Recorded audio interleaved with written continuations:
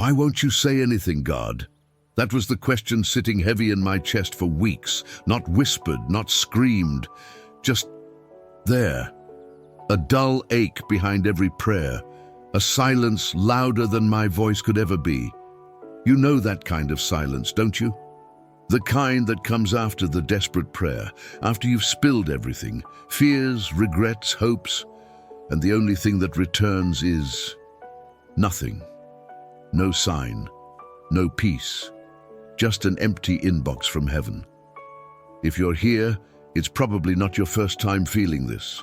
You've learned to live with the ache like a ghost following you through the days. You smile at people, you answer messages, but inside, you're still waiting for God to say something.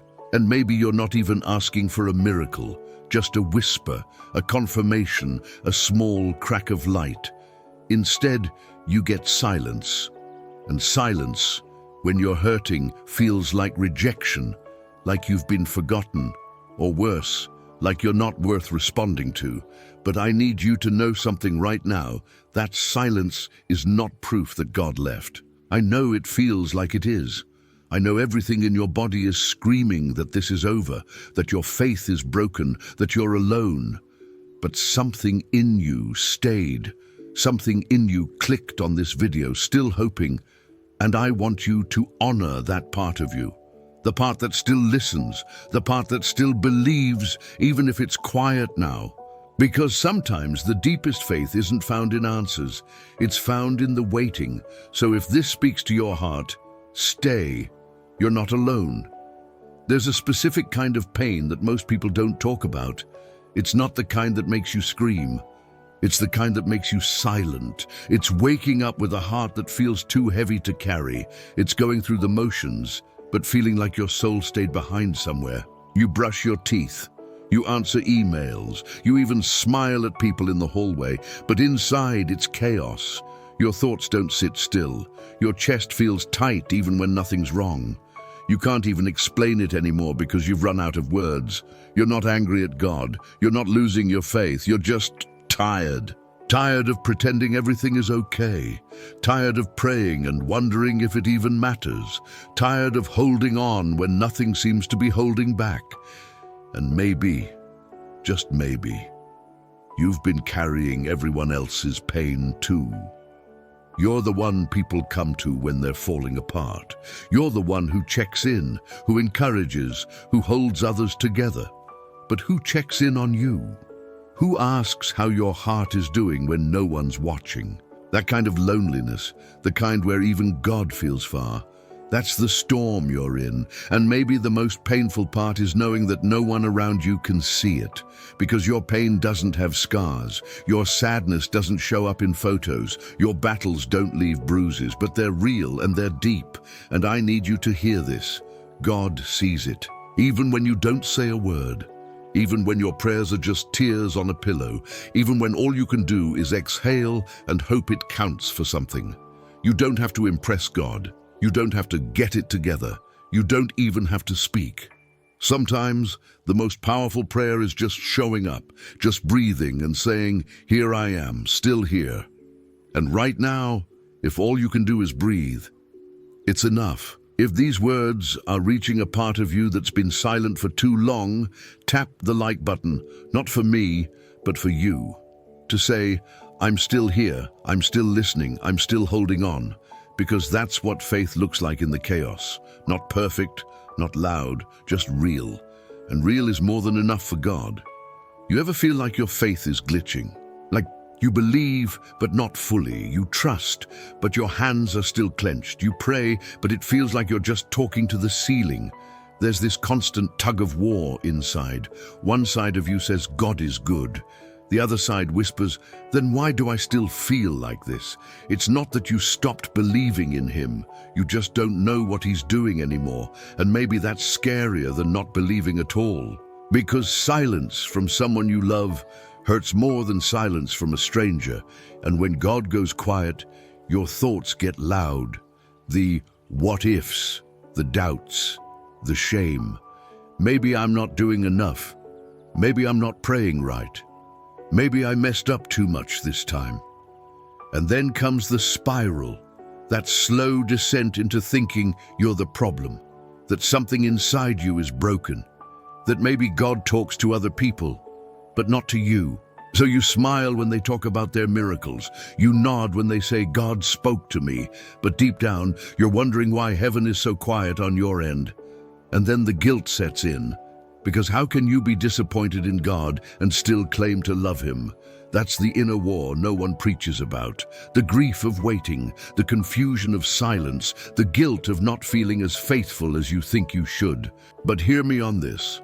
Faith isn't the absence of doubt. Faith is choosing to stay anyway, choosing to get up one more time, to whisper Amen, even when your heart feels cold, to show up for God, even when He feels a million miles away. That's not weak faith. That's real faith. And maybe the silence isn't punishment. Maybe it's a pause, a sacred pause, a place where God is letting something in you grow. Roots, depth, endurance, not because He's cruel, but because He knows what's coming next. And maybe this chapter needs to stay quiet, so you can finally hear yourself again. If this is where you are, caught in the silence, wrestling with God, drop a comment below. Say, still here. That's it. No sermon, no explanation. Just those words, still here, so others can find you, so we can find each other, because no one should sit in silence alone. I don't remember exactly when it happened, but I remember how it felt. I was sitting in my car, engine off, hands on the steering wheel. No music, no prayer, just silence. The kind of silence that wraps around your bones and tells you nothing will ever change. And then, out of nowhere, a memory. It wasn't dramatic, it wasn't even spiritual in the traditional sense. It was a small moment from years ago. I was younger, laughing, at peace. I remembered how light I used to feel when I believed, really believed, that I was held. And for some reason, that image came to me like a soft whisper, not a voice, not a prophecy, just a reminder. A flicker of something sacred in the middle of my numbness. I didn't cry, I didn't say anything, but for the first time in a long time I exhaled. That one memory was enough to anchor me, not because it solved everything, but because it reminded me of who I used to be before I got so tired. Before the heartbreak, before the pressure, before I felt like faith was a job instead of a lifeline. And I realized, maybe that moment didn't come from me. Maybe it was God, reaching gently into my storm, not to fix it, but to remind me that He was still in it. And maybe He's done the same for you. A phrase you heard once, a person who showed up at just the right time, a verse that wouldn't leave your mind. Not coincidences, not your imagination. Echoes, echoes of a God who still speaks, not always loudly, but always faithfully. Sometimes, when you think God is silent, He's actually sending you back to something He already said, not because He ran out of things to say, but because the last thing He said still holds. So think for a second, what's that one moment, that one memory, that one verse you haven't forgotten? That might be the whisper you've been missing, and maybe, just maybe, that whisper is enough to start again. You want to know what's wild? The moment I stopped demanding an answer was the moment I started hearing God again. Not in the way I expected, not with thunder or visions, but in moments that looked completely ordinary. A sunrise that felt like a soft apology. A stranger's smile that cracked something open in me. A line in a book I almost didn't read that spoke directly to what I was hiding. That's how God rebuilds you. Not with lightning bolts, but with breadcrumbs, tiny signs that say, I'm still here. You don't need to see the full picture to keep walking. You just need enough light for the next step. And when you stop trying to feel spiritual and just start being honest, that's when the healing starts. I stopped pretending I had strong faith, stopped reciting verses I didn't feel, stopped acting like I had it together. And in that raw honesty, I met God again. Not the version I was taught to perform for, but the God who sits with the broken, listens to the silence, and doesn't rush you to be okay. And that's where rebuilding begins. In the silence, in the slowness, in the space where it's okay to not be okay yet, because God isn't in a hurry. And He's not grading your pain on a scale, He just wants you, even if you're shaking, even if your faith is thin, even if your prayers are half-formed, especially then, because there's a kind of strength that grows in the dark, a kind of trust that doesn't come from seeing miracles, but from standing still when you see nothing at all. And if you've been doing that, standing still, breathing through the silence, not giving up, that is sacred. That is holy ground. If something in you feels like it's starting to breathe again, consider subscribing, not for numbers, not for ego, but because you need a place where this kind of faith has room to grow, and this is that place. We walk slow, we speak soft, we hold space for the silence until it becomes a song again.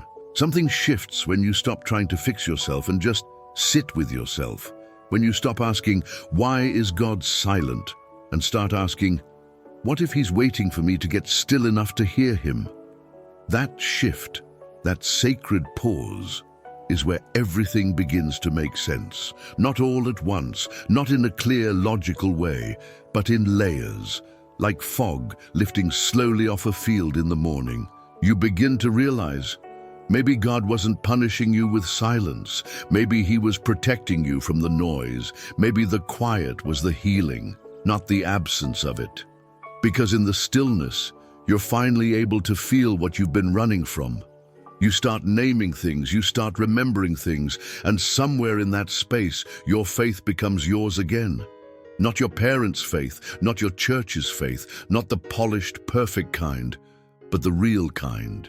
The kind that says, I've wrestled, I've cried, I've doubted, and I'm still here. That's what faith is. It's not always clean, it's not always pretty, but it's honest. And honesty is what God builds on. You don't need a perfect heart to hear from Him. You need a surrendered one that says, I don't get it all, but I'm willing to stay. And that's when it starts to click, all those unanswered prayers, all those sleepless nights, all that waiting. It wasn't wasted. It was forming something in you, a capacity to trust deeper, to love harder, to hold space for others who are where you once were. That's the truth no one tells you about pain. It expands your heart if you let it. You become the person you needed when you were breaking. You become the voice you searched for in the silence. You become the reflection of a God who never left, just whispered. So don't rush this. Don't curse the silence. Sit with it. Lean into it. Because eventually, the silence becomes sacred. And sacred things, they don't scream. They speak in stillness. So here we are. You, still breathing, still holding on, still wondering if any of this means something, and me, whispering back through this screen, yes, it does. You do.